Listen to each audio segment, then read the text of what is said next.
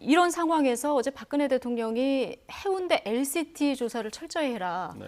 자, 이런 주문을 했는데 이게 사실 LCT도 사실 나중에 굉장히 큰 게이트가 될 수도 있습니다만은 지금 상황에서 청와대에서 이런 얘기를 하는 것이 적절하지 않다. 이런 지적들이 좀 나오는 것 같습니다. 그런 부분에서 굉장히 언론과 여론에서 예. 지적을 많이 하고 있지 않습니까? 본인은 검찰에서 소환하는 데 응하지 않으면서 다른 사건에 대해서 철저하고 신속하게 조사라는 것 자체가 어떻게 보면 굉장히 논리적으로 모순이 좀 있는 거죠. 예. 그런데 LCT가 만약 최순실 게이트가 없었다고 한다면 아마 나라가 LCT 저 스캔들로 인해서 굉장히 들끓었을 겁니다. 예. 왜냐하면 저게 2조 7천억 정도 사업 자금이 들어가는 그런 규모가 큰 사업이고요. 어마어마하더라고요. 그다음에 예. 그 인허가 과정에서 보면 이해하지 못할 부분이 굉장히 많았죠. 네.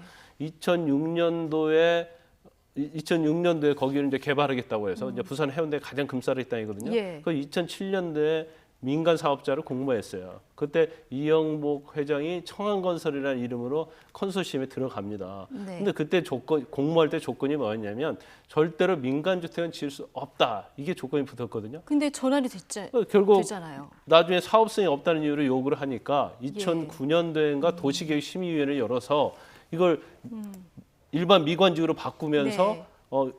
주택도 질 수 있고 아파트도 질 수 있고 그다음에 예. 층수도 20층에서 30층밖에 질 수 없는데 더더 100층 이상 질 수 있게 해줬고요. 예. 그다음에 환경영향평가도 생략하게 해줬고 예. 그다음에 교통영향평가도 간이로 했고 그럼 이러한 것들이 어떻게 이루어질 수 있느냐.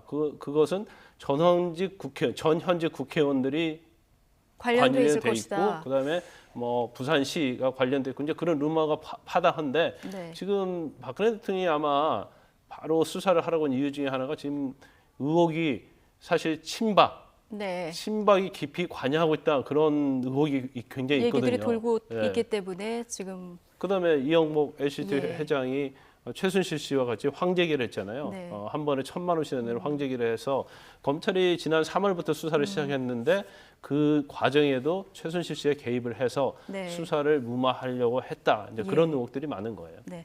이 부분은 뭐 이 부분대로 또 검찰에서 조사를 해서 밝혀내면 될 부분인 것 같고요.